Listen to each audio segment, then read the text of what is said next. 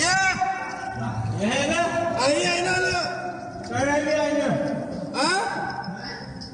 I inside the pipe. I inside the pipe too. Imagine being pulled at lightning speed into a 30-inch wide oil pipe under the sea. These 5 workers, after a terrifying nightmare, but only one of them survived. They came back to tell the world their harrowing story. Inside it was like an unbelievable nightmare. Your eyes burning. Every time you try to open your eyes, it's burning. You're pitch black, you can't see nothing. Your throat burning. Your ears ringing. Your body sore. Everything inside me open and rescue was going on. Nobody was making an attempt to rescue me.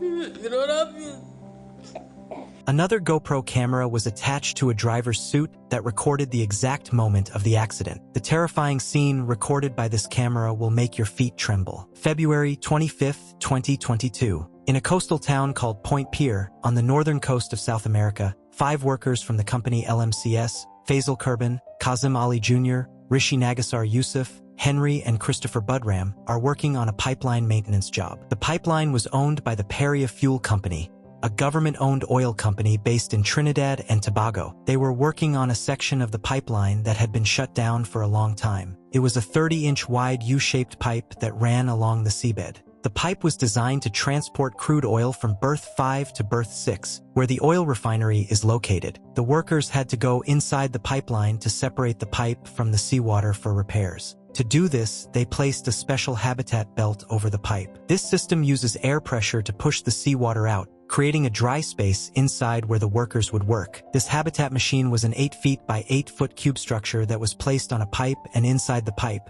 a hyperbaric chamber was created in which they could easily remove the machine while standing. A special task of this pipeline was to remove an inflatable plug at berth 6, which was inserted into the pipe 2 weeks ago. This inflatable plug acts as an airtight barrier so that hydrocarbons and crude oil inside the pipeline do not leak out. To open this plug, worker Kazim Ali, who was present above, passed a range to his colleagues with the help of which he could loosen the valve and remove the plug. But whenever the valve was opened with the help of this range, such a shocking force was created. What they didn't know was that the small spaces under the infinity plug they were trying to remove were filled with air because there was very little oil in the pipe. As soon as they loosened the plug, the high-pressure air in the upper chamber began to rush towards the low-pressure air in the lower pipe, and at the same time, seawater began to rush in, creating a terrible tornado-like vortex that sucked the workers and their equipment inside. The accident was so unexpected that none of them could understand what had sucked them into the pipe. They only realized that they were lucky that there was a curve at the bottom of the pipe, giving them some breathing space. The GoPro camera that was used to film the drivers shows this footage from a few seconds before the accident. Then everything goes black. They just keep calling each other's names inside the pipe and asking if everyone is okay.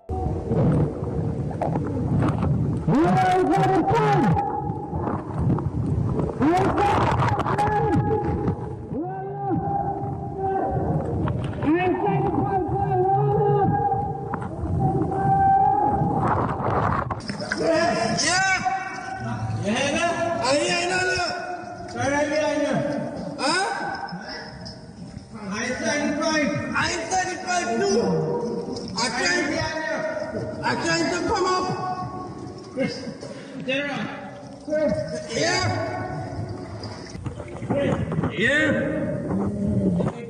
Right behind you, man. All right behind you? You're right behind me? Yeah. The tornado water created by the crude oil, water, and biopressure continues for about 90 seconds. Then the water and air pressure settles and they get trapped in a place inside the pipeline where they can only breathe. Only one of them survives and recounts this terrifying scene in an interview. Now their fight for survival has only just begun as they are trapped in a 1,200-foot-long pipe, the size of 4 football fields, badly injured, confused, and terrified. Despite this, they continue to talk to each other to comfort each other. They think they are free to go head first into the pipe, so they have to crawl backwards through the pipe, but Kazim, Yusuf, and Faisal make sure their feet go in first. Firas presses his feet against Kazim's shoulders. He then orders the others to put their feet on each other's shoulders, and since Faisal is at the bottom, he is instructed to push everyone up. They form a chain and slowly move towards bird 6. But the problem is that the pipe is filled with thick, slippery oil. After an hour of trying, they could only move a few inches, either with broken arms or eyes and noses constantly burning with crude oil, and the pitch-black darkness made this place look more like hell than hell. After a few hours of trying, another danger appeared in front of them. The water level rose as they moved forward. They raised their heads, but the person in the front line noticed that there was only about 6 inches of space to breathe. The 2 workers in the back were the most injured. They were breathing very hard, and Kazamali was leading the team from the front, so they decided to hold their breath and move forward so that they could find another air pocket. Chris and Kazim promised their colleagues that they would try. They will find a way out and find some way to rescue the rest of their comrades. According to the plan, they both move forward with their heads as high as possible. Then, holding their breath, they swim through the water as far as they can.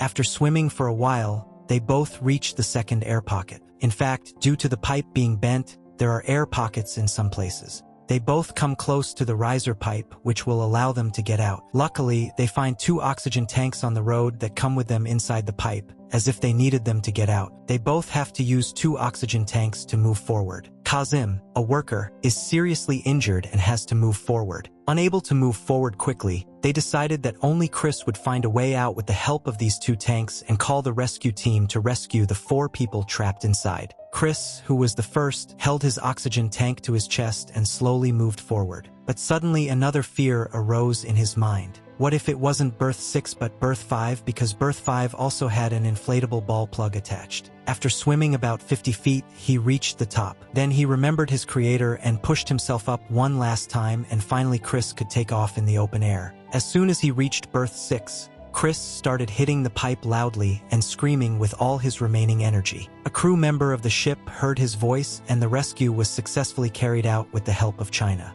As soon as Chris came out into the open air, he told them that 4 drivers were still trapped alive in some air pockets under the pipe and that they were in a very bad condition. Chris tried to describe the 4 drivers and their position in as much detail as possible, but unfortunately the LMCS team crew could not believe the story. The company estimated that the pipeline was full of oil and that the oxygen tanks would only hold air for a few hours. However, after Chris' repeated requests, the drivers went into the sea and started tapping at different points on the pipe. In response, the trapped workers also started tapping from inside to give their location. The workers heard the sound of the pipe tapping from outside, and a glimmer of hope arose among them. They wait from inside. This time professional drivers will come to rescue them with their equipment. They wait for hours inside the pipe for the rescue operation, counting every second. Maybe this time they will see a rope or a light, but alas, they cannot see any light, they cannot see any oxygen from outside. Tanks are also sent. Slowly time passes, for workers are injured and they wait hungry. Oil fumes, sea water level increase, and carbon dioxide. At some point they lose the battle for life. In fact, they are stuck in such a place that the LMCS company could not understand how to rescue them. The company did not want to put the other drivers in danger while rescuing them, and some people think that they were already dead inside. The sounds of something else coming from inside were being echoed to them. A few days later, their bodies were recovered, but the autopsy results could not pinpoint the exact time they died. According to one report, they were alive until Sunday, while another report said one of them was alive until Monday, meaning the company could have rescued them if it had tried.